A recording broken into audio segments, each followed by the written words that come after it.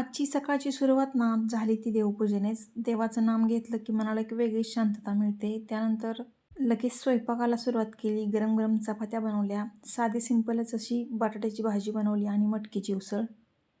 घरच्यांसाठी प्रेमाने बनवलेलं अन्न हाच तर खरा आनंद असतो. बरोबर ना. त्यानंतर मनी प्लांटला पाणी घालून घेतलं आणि एका मनी प्लांटला ना 4थं पान येणार होतं बघू शकता आणि इथे तर काही प्रोसेस दिसत नव्हती. झाडंही आपल्या कुटुंबाचाच एक भाग असतात, त्यामुळे ना त्यांना पाणी घालून घेतलं आणि त्यानंतर आज ठरवलं होतं की ज्वारी वाळत घालायची. मुलांनीही आणि अहोंनीही ज्वारीची ठिकी बाहेर आणण्यास मदत केली.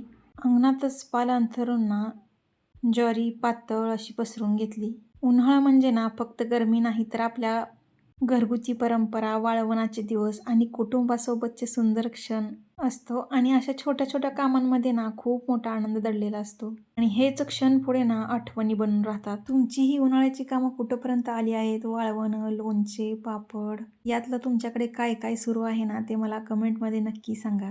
ते मला वाचायला ना खूप आवडेल आणि तुम्हाला असा साधा पण मनाला भिडणारा दिवस आवडला असेल ना तर व्हिडिओला लाईक करा, शेअर करा आणि आपल्या चॅनलला सबस्क्राईब करायला विसरू नका. पुन्हा भेटूया अशाच एका सुंदर दिवसासोबत. तोपर्यंत बाय.